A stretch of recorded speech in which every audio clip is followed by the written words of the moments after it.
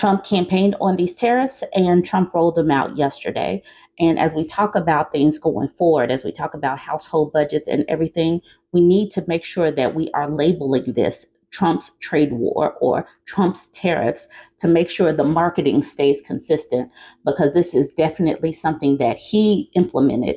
The raising of the cost for everything, we have to make sure that we talk about it as far as Trump's tariffs and Trump's trade war, because this is solely on him. This was unnecessary, but this is what he did. Fact sheet. President Donald J. Trump imposes tariffs on imports from Canada, Mexico, and China. He was posting on Truth Social really early.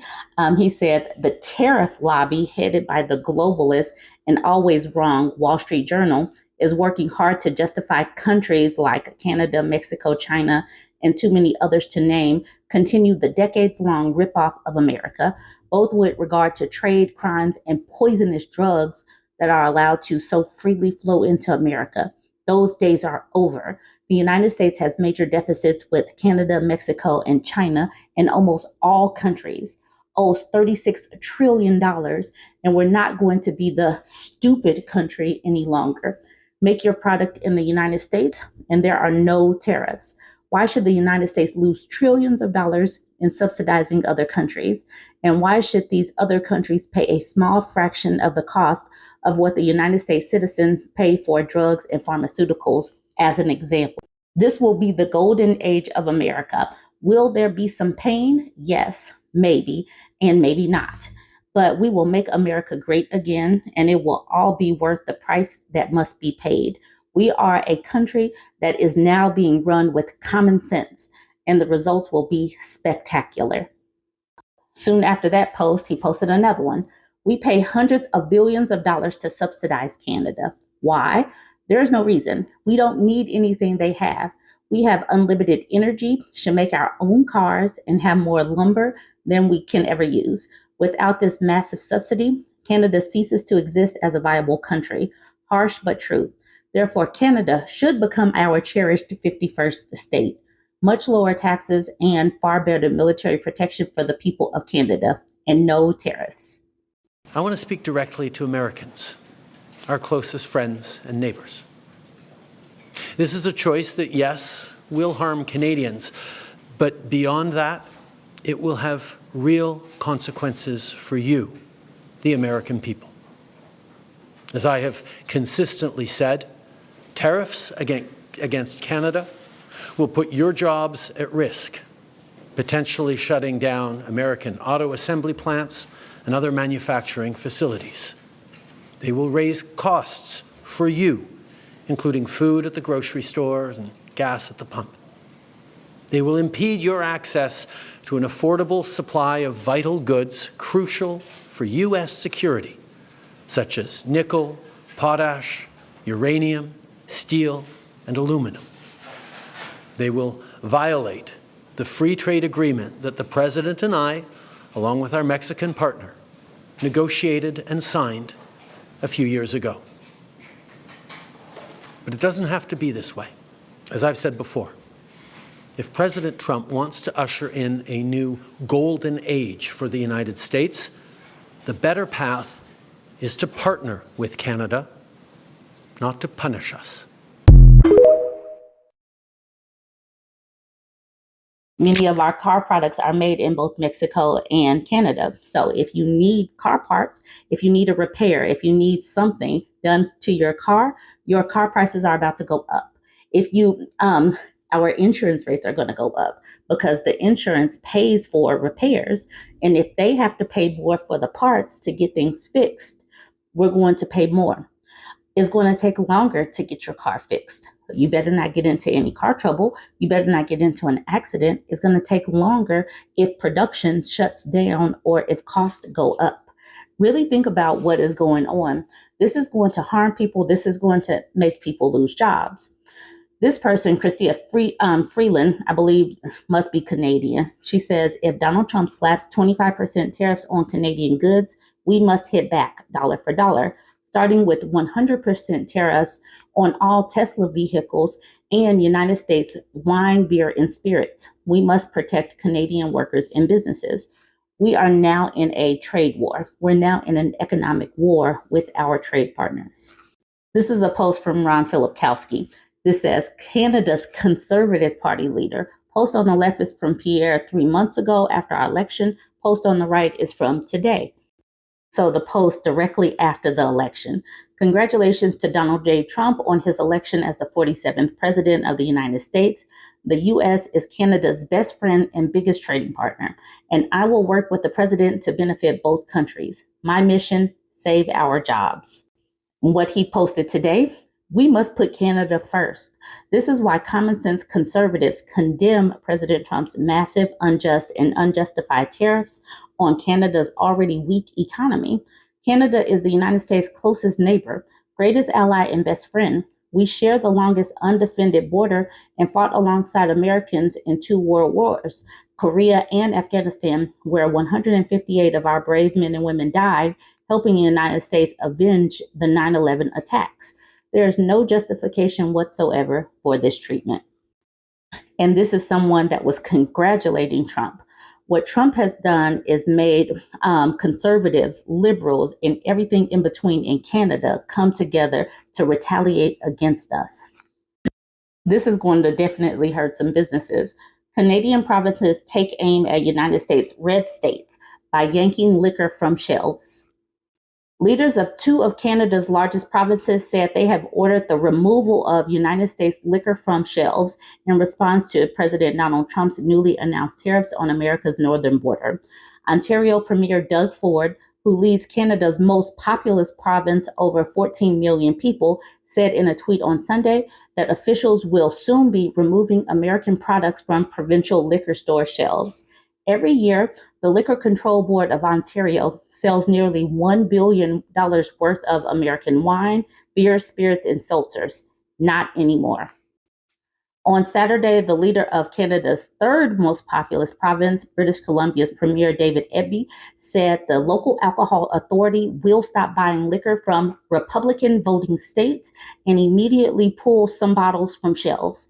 Effective today, I have directed British Columbia liquor sales to immediately stop buying American liquor from red states, he said in a televised address.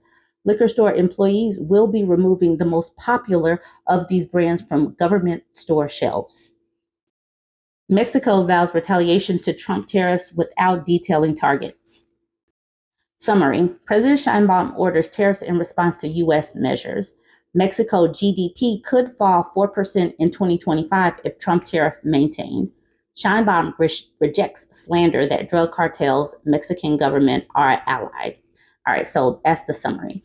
It says Mexican President Claudia Sheinbaum on Saturday ordered retaliatory tariffs in response to the United States' decision to slap 25% tariffs on all goods coming from Mexico as a trade war broke out between the 2 neighbors. In a lengthy post on X, Sheinbaum said her government sought dialogue rather than confrontation with its top trade partner in the north, but that Mexico has been forced to respond in kind. I've instructed my economy minister to implement the Plan B we've been working on, which includes tariffs and non-tariff measures in defense of Mexico's interests, Sheinbaum posted, without specifying what U.S. goods her government will target. The United States is by far Mexico's most important foreign market, and Mexico in 2023 overtook China as top destination for United States exports.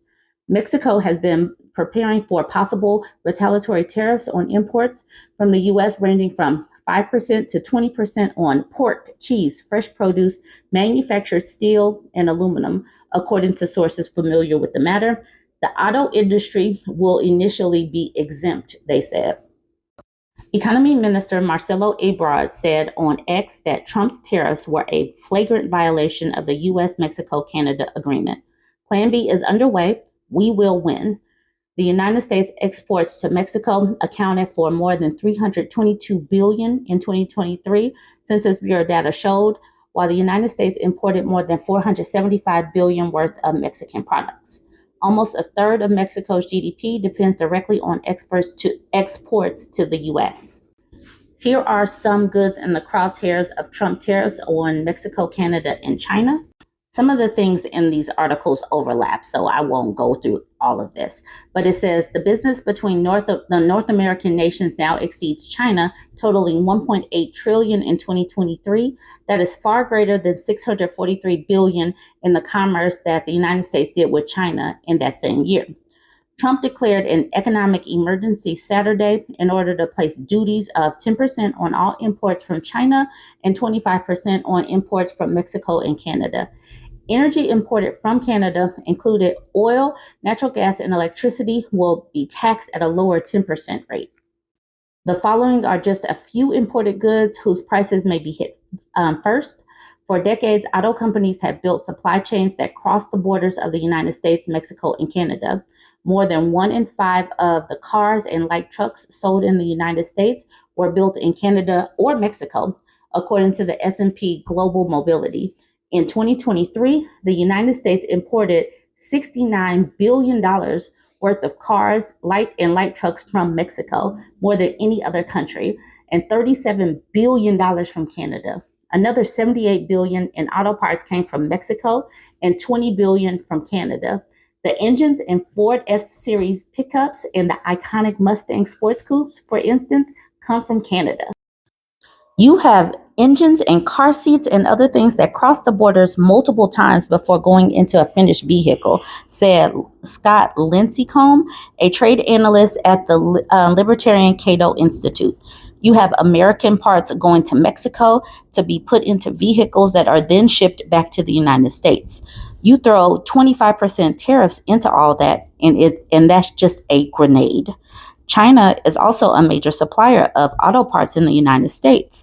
In a report Tuesday, S&P Global Mobility reckoned that importers are likely to pass most, if not all, of this cost in increase to consumers. TD Economics notes that the average U.S. car prices could rise around $3,000. This at a time when the average new car price already goes for $50,000 and the average used car for $26,000, according to Kelley Blue Book. Canada is by far America's biggest foreign supplier of crude oil. From January through November last year, Canada shipped the U.S. $90 billion worth of crude, well ahead of number 2 Mexico at $11 billion. For many U.S. refineries, there's not much choice. Canada produces the type of crude oil that American refineries are geared to process, said Lincecum said. It's a heavier crude. All the fracking and all of the oil and gas we make here in the United States, most of it is a lighter crude that a lot of American refineries don't process, particularly in the Midwest. Of the tariffs on Canadian oil imports, Lincecum said, how the heck does that shake out? My guess is that it shakes out just through higher gas prices, particularly in the Midwest. Tariffs on China could impact a wide variety of consumer goods that Americans depend on. Cell phones, computers, and other electronic devices were among the top imports from China last year, according to the Commerce Department data. The United States also imported more than $32 billion in toys, games, and sporting goods from China last year, data shows. And Americans import billions of dollars a year in clothing from China. That included more than $7.9 billion in footwear last year, according to Commerce Department data. Tariffs could raise the price for those raising a glass of tequila or Canadian whiskey. In 2023, the U.S. imported $4.6 billion worth of tequila and $108 million worth of mezcal from Mexico, according to the Distilled Spirits Council of the United States, a trade group. United States imported 537 million worth of Canadian spirits, including 202.5 million worth of whiskey. Canada and Mexico were also the second and third largest importers of United States spirits in 2023, behind the European Union. And I did hear Donald Trump say that he was planning on making tariffs on the EU as well. So yay, more tariff wars. All right, it says the council said that the United States is already facing a potentially devastating 50% tariff on American whiskey by the EU, which is set to begin in March. Imposing tariffs on Mexico and Canada could pile even more retaliatory action on the industry. So we got a whole lot going on. This is just the basics of what's going on. And this is just me speaking on the news. I'll make a separate video when I go through and find responses from everyday Americans that are, making responses to all of this unnecessary tariffs and trade war. And remember, as we are facing higher prices, remember, this is Trump's trade war. These are Trump's tariffs. He did this, and he's making these other countries retaliate against us. All right, y'all, join the conversation. Make sure you like, comment, and share. And I'm headed towards 70 million, hopefully 70 million, but 70,000 subscribers on YouTube. So go ahead and give me a follow over there.